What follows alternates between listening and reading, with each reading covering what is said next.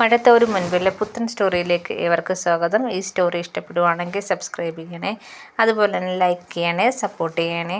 അങ്ങനെ ബാലചന്ദ്രനാണെങ്കിൽ ശിവശങ്കറിൻ്റെ അടുത്തും പറയാണ്, ശിവേട്ട അലീനയോട് മാപ്പ് പറയാണ്. അത് വേണോ, ഒരാൾ പറഞ്ഞാൽ പോരെ എന്ന് ചോദിക്കുകയാണ്. അത് പറ്റത്തില്ല, 23 വർഷത്തെ കണക്കുണ്ട്, അതെല്ലാം കൂടെ കൂട്ടി ഒരുമിച്ച് പറയുകയാണെന്ന് വിചാരിച്ചാൽ മതി എന്ന് പറയാണ്. അങ്ങനെ ശിവശങ്കർ ചെന്ന് അലീനയോട് പറയാണ്, മോളെ, ഞങ്ങൾ ഒത്തിരി തെറ്റുകൾ നിന്നോട് ചെയ്തിട്ടുണ്ട്, അതിനെല്ലാം ഞങ്ങളോട് പൊറുക്കണം എന്നും പറഞ്ഞ് മാപ്പപേക്ഷിക്കുകയാണ്.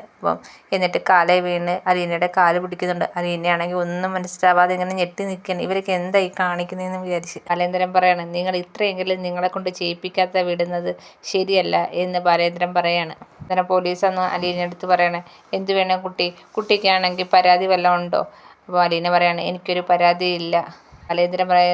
ബാലേന്ദ്രനോടും വന്ന് പോലീസ് ചോദിക്കുന്നുണ്ട്. അപ്പം ബാലേന്ദ്രൻ പറയാണ്, അലീനയ്ക്ക് പരാതിയില്ലെങ്കിൽ എനിക്കും കുഴപ്പമില്ല, ഇതിങ്ങനെ തീരട്ടെ സാറേ എന്ന് പറയണം. അങ്ങനെ പോലീസിൽ പറയുന്നത്, ശരി എന്നെങ്കിൽ നിങ്ങൾ പറഞ്ഞ പോലെ തന്നെ ആവട്ടെ എന്നും പറഞ്ഞിട്ട് രാജീവിൻ്റെ അടുത്തുനിന്ന് പറയാണ്, ഇനി എങ്ങാനും നിങ്ങളുടെ സൈഡിൽ നിന്ന് ഇതുപോലെ എന്തെങ്കിലും പരിപാടി ഉണ്ടെന്ന് അറിഞ്ഞാൽ പിന്നെ നിങ്ങൾ ജയിലിൽ നിന്ന് പുറം ലോകം കാണത്തില്ല എന്നും പറഞ്ഞ് പോലീസ് SI ആണെങ്കിൽ ബാക്കിയുള്ളവരെയും വിളിച്ചുകൊണ്ട് പോവുകയാണ്.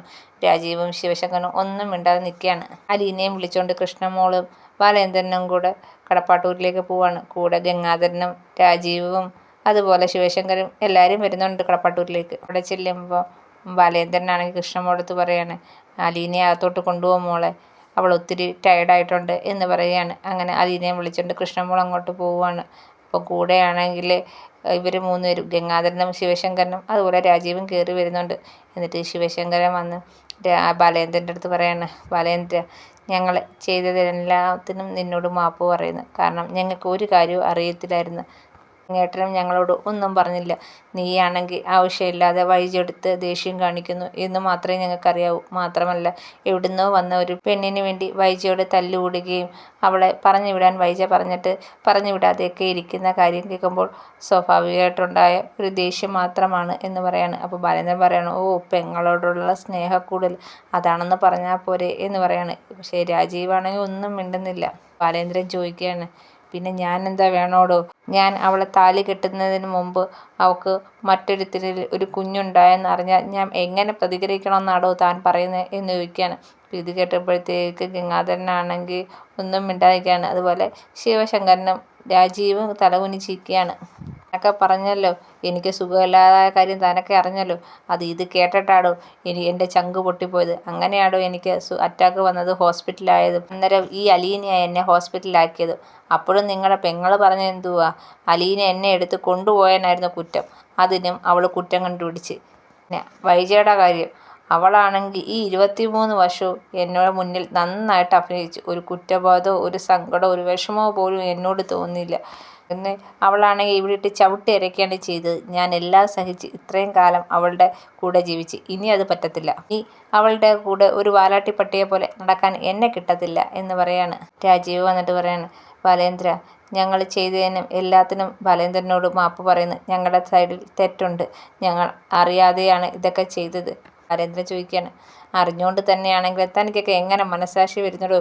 ഒരു പെൺകുട്ടിയെ പിടിച്ചുകൊണ്ട് പോകാനും പൂട്ടിയിടാനും ഒക്കെ എങ്ങനെ മനസ്സാക്ഷി തോന്നുന്നു എന്ന് ചോദിക്കുകയാണ്. അപ്പോൾ രാജീവ് ഒന്നും മിണ്ടുന്നില്ല. ശിവശങ്കരൻ പറയാണ്, ഞങ്ങൾ പറഞ്ഞല്ലോ ബാലേന്ദ്ര, അറിയാതെ പറ്റിയാണെന്ന്, ഈ വട്ടം ഞങ്ങളോട് ക്ഷമിക്ക് എന്ന് പറയാണ്. അപ്പം ഗംഗാധരൻ പറയാണ്, ബാലേന്ദ്ര, അവളോട് ഈ വട്ടം ക്ഷമിക്ക്, ഇനി അവർ ഈ വഴിക്ക് പോലും വരത്തില്ല. പിന്നെ ഞാൻ ബാലേന്ദ്രനടുത്ത് ഒരു അപേക്ഷ പറഞ്ഞല്ലോ, വൈജ ഈ കാര്യം അറിയല്ലെന്ന്. അതുപോലെ കുറച്ച് നാളത്തേക്കെങ്കിലും അലീനെ ഇവിടെ നിന്നൊന്ന് മാറ്റി നിർത്താൻ ബാലേന്ദ്രന് പറ്റുമോ? അവളെ ഒന്ന് ശാന്തമാവുന്നത് വരെ എനിക്ക് വേണ്ടുന്ന എന്ത് വേണമെങ്കിലും ഞങ്ങൾ ചെയ്യാൻ തയ്യാറാണ്. അലീനയ്ക്ക് ജോലിയോ എന്ത് വേണമെങ്കിലും ഞങ്ങൾ ചെയ്തു കൊടുക്കാം. അവളെ കുറച്ച് നാളത്തേക്കൊന്ന് മാറ്റി നിർത്താൻ. ബാലേന്ദ്രൻ പറയാണ്, അന്നേരവും നിങ്ങൾ നോക്കുന്ന നിങ്ങളുടെ പെങ്ങളുടെ സന്തോഷം, ആ അലീനയുടെ സന്തോഷം നിങ്ങളാരും നോക്കുന്നില്ല. ആ കൊച്ച് 23 വർഷവും അനാഥയായിട്ടാണ് ജീവിച്ചത്. ഇനിയെങ്കിലും ആരെങ്കിലുമൊക്കെ ഉണ്ടെന്ന് വിചാരിച്ചെങ്കിലും ജീവിക്കട്ടെ എന്ന് ബാലേന്ദ്രൻ പറയാണ്. ഗംഗാധരൻ പറയാണ്, അലീനയ്ക്ക് വേണ്ടുന്നതെല്ലാം ഞങ്ങൾ ചെയ്തു കൊടുക്കാം. പക്ഷേ കുറച്ച് നാളത്തേക്കെങ്കിലും ഇവിടെ നിന്ന് അലീനയെ മാറ്റി നിർത്തിയാൽ മതി എന്ന് ബാലേന്ദ്രൻ പറയണം. അപ്പോൾ ബാലേന്ദ്രൻ ഒന്നും മിണ്ടാതിരിക്കുകയാണ്. ശിവശങ്കരൻ വന്ന് പറയാണ്, ഞങ്ങളിത് ബാലേന്ദ്രൻ്റെ മുന്നിൽ വെക്കുന്ന ഒരു അപേക്ഷയായിട്ട് കരുതിയാൽ മതി, ഒരിക്കലും വൈജ ഈ കാര്യം അറിയല്ലേ എന്ന് പറയാണ്. എന്നും പറഞ്ഞ് വാ ഗംഗേട്ട എന്നും പറഞ്ഞ് ശിവദാസൻ അങ്ങോട്ട് പുറത്തോട്ട് പോവുകയാണ്. അപ്പോൾ കൂടെ രാജീവും പോകുന്നുണ്ട്. അവർ രണ്ടുപേരും അങ്ങോട്ട് പുറത്തോട്ട് ഇറങ്ങുമ്പം ഗംഗാധരനാണെങ്കിൽ ബാലേന്ദ്രൻ്റെ അടുത്ത് നിന്ന് പറയാണ്, എനിക്ക് അലീനയെ ഒന്ന് കാണണം എന്ന് പറയാണ്. ഒന്ന് ആലോചിച്ചിട്ട് ബാലേന്ദ്രൻ പറയാണ്, ഇപ്പം വിളിക്കാം എന്ന് പറയാണ്. അങ്ങനെ ബാലേന്ദ്രനാണെങ്കിൽ കൃഷ്ണമോളെ വിളിച്ചിട്ട് പറയാണ്, അലീനെ ഇങ്ങോട്ടൊന്ന് വരാൻ പറ, അലീനെ ഇതാ ഗംഗേട്ടനൊന്ന് കാണണമെന്ന് എന്ന് പറയാണ്. അപ്പം കൃഷ്ണമോൾ ചോദിക്കുകയാണ്, ഇനി എന്തിനാ അങ്കിള് അലീന ചേച്ചിയെ കാണുന്നത് എന്ന് ചോദിക്കുകയാണ്. എന്താ മോളെ, എനിക്ക് അലീനയോടൊന്ന് കണ്ട് സംസാരിക്കാൻ പാടില്ലേ? ബാലേന്ദ്രൻ പറയാണ്, മോള് വിളിക്ക്, കുഴപ്പമില്ല, അലീന സംസാരിക്കട്ടെ എന്ന് പറയാണ്. അങ്ങനെ കൃഷ്ണമോളാണെങ്കിൽ അകത്തോട്ട് പോയി അലീനയെ വിളിച്ചുകൊണ്ട് വരികയാണ്. എന്താ വെച്ചാൽ വിളിച്ചേ എന്ന് ചോദിക്കുകയാണ്. താണ്ടേ ഗംഗേട്ടന് മോളോട് എന്തോ സംസാരിക്കണമെന്ന് മോൾ അങ്ങോട്ടൊന്ന് ചെല്ലാൻ പറഞ്ഞതാണ്. അലീന ഇങ്ങനെ സംശയത്തോടെ ബാലേന്ദ്രനെ അതുപോലെ ഗംഗാധരനെ നോക്കുന്നുണ്ട്. എന്നിട്ട് അങ്ങോട്ട് ചെല്ലുകയാണ്. ചെല്ലുമ്പോൾ ഗംഗാധരൻ പറയാണ്, അലീന നീ ഇപ്പം ആരാന്നും നിന്നെ ഇവിടെ കൊണ്ടുവന്ന ആരാന്നൊക്കെ ഞങ്ങൾക്കറിയാം, അതുപോലെ രാജീവനും ശിവശങ്കരനും അറിയാം. പിന്നെ ഇപ്പോൾ നിന്നോട് ചെയ്തത് വലിയ തെറ്റാണെന്നും ഞങ്ങൾക്കറിയാം. നിന്നോട് ചെയ്യാൻ പാടില്ലാത്ത കാര്യങ്ങളാണ് അവർ നിന്നോട് ചെയ്ത്. അതുകൊണ്ട് എല്ലാവർക്കും വേണ്ടി, അതുപോലെ നിൻ്റെ അമ്മ വൈജയ്ക്ക് വേണ്ടി ഞാൻ നിന്നോട് മാപ്പപേക്ഷിക്കുന്നു എന്നും പറഞ്ഞ് ഗംഗാധരനാണെങ്കിൽ കൈകൂപ്പി പറയാണ്. അപ്പോൾ അലീനയാണെങ്കിൽ ഇങ്ങനെ സങ്കടപ്പെട്ട് ഗംഗാധരനെ നോക്കുകയാണ്. എന്നിട്ട് ഗംഗാധരൻ പറയാണ്, ഇനി നിനക്ക് ആരുമില്ലെന്ന് നീ വിചാരിക്കില്ല, ഞങ്ങളെല്ലാം നിൻ്റെ കൂടെ തന്നെയുണ്ട്, നിനക്ക് വേണ്ടുന്നതെല്ലാം ഞങ്ങൾ ചെയ്തു തരും, ജോലിയും വീടും എല്ലാം നിനക്ക് ഞങ്ങൾ ചെയ്തു തരും, നിൻ്റെ കൂടെ ഞങ്ങൾ ഉണ്ട് എന്ന് പറയാണ്. ഇതൊക്കെ കേൾക്കുമ്പോഴത്തേക്ക് അലീനയ്ക്ക് ഭയങ്കര സന്തോഷം വരികയാണ്. അതുപോലെ തന്നെ ശിവശങ്കരനും രാജീവും നിന്നെ തെറ്റിദ്ധരിച്ചാണ് ബാലേന്ദ്രൻ്റെ മോളാണെന്ന് ബാലേന്ദ്രൻ പറഞ്ഞപ്പം അവർ തെറ്റിദ്ധരിച്ച് അതിൻ്റെ പേരിലാണ് ഈ സംഭവങ്ങളൊക്കെ ഉണ്ടായത്. നീ അവരോട് ക്ഷമിക്കുക മാത്രമേ എനിക്ക് പറയാനുള്ളൂ എന്ന് പറയാണ്. ഇപ്പം അവർക്ക് എല്ലാ സത്യങ്ങളും അറിയാം. അതുകൊണ്ട് തന്നെ ഇനി ആരും നിന്നെ ഉപദ്രവിക്കാൻ വരത്തില്ല. ഇതൊന്നും അറിയാതെ ഹോസ്പിറ്റലിൽ കിടക്കുന്ന നിൻ്റെ അമ്മ വൈജ, അവളോട് നീ ക്ഷമിക്കണം. കാരണം അവൾക്ക് ഒരു സത്യങ്ങളും അറിയത്തില്ല.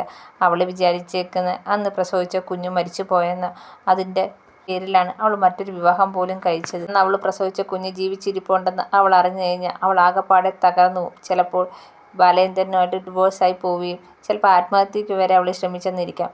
അവൾ എങ്ങനെ പ്രതികരിക്കുമെന്ന് പറയാൻ പറ്റത്തില്ല. അതുകൊണ്ട് കാര്യം വൈജ അറിയാതെ നോക്കണം. അതുപോലെ അവൾ നിന്നോട് ചെയ്തതിനെല്ലാം ഞാൻ മാപ്പ് ചോദിക്കുന്നു എന്ന് പറയുകയാണ്. ഒക്കെ പുറത്ത് നിന്ന് രാജീവും അതുപോലെ ശിവശങ്കരും നോക്കുന്നുണ്ടായിരുന്നു. കഴിഞ്ഞ പ്രാവശ്യം ബാലേന്ദ്രൻ ഹോസ്പിറ്റലിലായ സമയത്ത് ഇവിടെ വന്നപ്പോഴേ എനിക്ക് നിന്നെ കണ്ടപ്പോഴേ തോന്നി, എനിക്കൊരു സംശയം തോന്നിയായിരുന്നു നീ വൈജയുടെ മകളാണെന്ന്. ഞാൻ ആ കാര്യം ആരോടും ചോദിക്കുകയും പറയാതെ അങ്ങ് പോയത്. അത് കൂടുതൽ പ്രശ്നം വഷളാക്കണ്ട എന്ന് വിചാരിച്ചാണ് ഞാനങ്ങ് പോയത്. എൻ്റെ ഇടയ്ക്കാണ് ഇവർ ഈ പ്രശ്നങ്ങളെല്ലാം ഉണ്ടാക്കിയതെന്ന് ഗംഗാധരൻ പറയാണ്. അതുകൊണ്ട് ഇവരാരും നിന്നോട് ശല്യത്തിന് വരുത്തില്ല എന്ന് ഗംഗാധരൻ പറയാണ്. ഗംഗാധരനെ പറയുന്നതൊക്കെ കേട്ടിട്ട് അലീനയാണെങ്കിൽ വിഷമത്തോടെ അതേപോലെ അത്ഭുതത്തോടെ ഇങ്ങനെ കേട്ട് നിൽക്കുകയാണ്. ഇതൊക്കെയാണ് ഇനി വരാൻ പോകുന്ന വിശേഷം. എല്ലാവർക്കും ഇഷ്ടപ്പെട്ടെങ്കിൽ സബ്സ്ക്രൈബ് ചെയ്യണേ, അതുപോലെ തന്നെ സപ്പോർട്ട് ചെയ്യണേ, ലൈക്ക് ചെയ്യണേ.